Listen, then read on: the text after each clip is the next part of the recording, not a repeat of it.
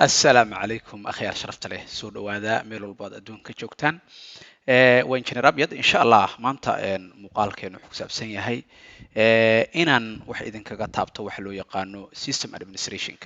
system administration كوام حي سيدا وشقية سيدا system administrator شقاء وقبان كرتا maxay tahay inaad qabatid ama maxay tahay inaad baratid ama koorsooyinkee ayay tahay oo maanta intaad baratid muddo kooban gudahood dhowr bilood gudahood dee digriga wixii arti wado laakiin tan waa shaqadii khaaska ahayd shaqadaasi aad u qabatid in aad aqoonteeda iyo cilmigeeda u yeelatid horta marka koowaad system administrator maxaa la yidhahdaa system administrator waxa loo yaqaanaa ama sys admin waxa weeye waa qof mas-uul ka ah macnaha mas-uul ka ah configurationkii maxaa la yidhahdaa kicintii operationkaas inuu shaqeeyo computerka ama serverka computer ama server sax fahantay ma waa maxay shaqadiisu inuu ka shaqeeyo system administrator wuxuu ka shaqeeyaa waa serverka ayuu inta badan ka shaqeeyaa marka serverkaas inuu daarnaado uptimekiisu sax yahay availabilitygiisa la heli karo configurationada backupyada maintenancega and so on marka wax shaqadaas oo dhan ayuu maartay insha Allah taala system administrator ka shaqeeya marka iyo troubleshootingkii xitaa ila saarista tusaale ahaan serverka oo kale haddii caqabad ku timaado system administrator wuxuu ka shaqeynayaa in serverkii uu xaliyo oo caqabadii uu saxo oo system ku timid ardayda qaybtooda waxaa laga yaabaa inaysan fahansanayn serverku waxa uu yahay serverku waa iska fududahay waa computer caadi ah just laakiin computerka uu ka yara awood badan yahay yacni computerka yarka ah intuu leeyahay buu leeyahay laakiin just raaman badan buu leeyahay computerka caadi markuu hal ram leeyahay kan cpu-giisu waa tiro badan yahay hard diskiisu waa tiro badan tahay terabytes weeye marka serverku yara ballaaran yahay oo laba qof oo kale ayaa laga yaabaa inay isla qabata marka la qaadayo systemyada raagana la saaraa inta badan marka waa just computer caadi ah maxaa la yidhahdaa laakiin shaqada ah inuu qaban karaa marka serverka waxaan rajeynayaa inaynu isla fahanay waxa uu yahay haddaba marka su-aasha waxa weeye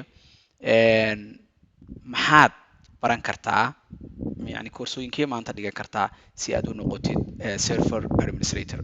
marka koorsooyinka ugu horeeya careerkan ama mihiinadan si aad u bilowdid waxaad u baahantay inaad baratid wax loo yaqaano ITF-ka ama ITF Plus-ka inaad wax ka baratid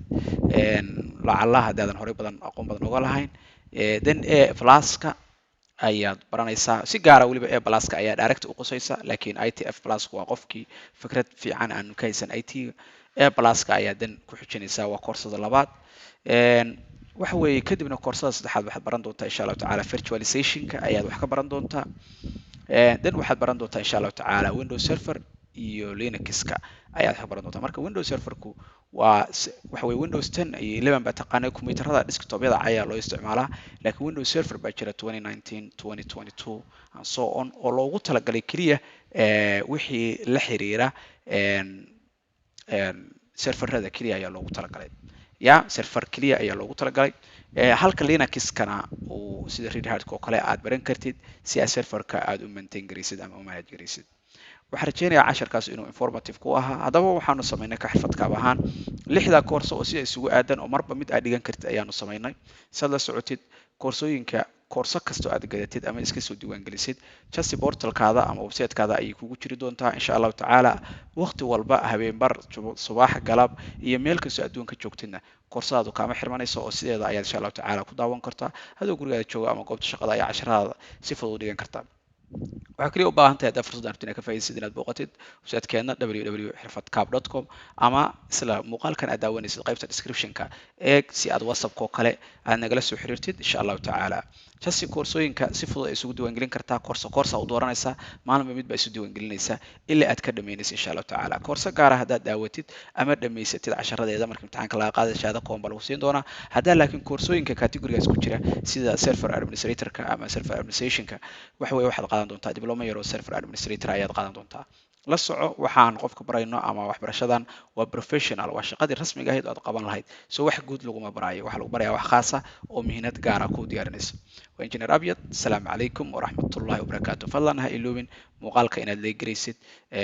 lana sii shargaraysid akhyaarta kale channelka ama facebooka ama meesha ka daawanaysidba inaad subscribe dhahdid ama kusoo biirtid aad baan kaaga mahad celinaya waqtigaada qaaliga waxaan rajeynayaa casharkaas inuu informative ku ahaa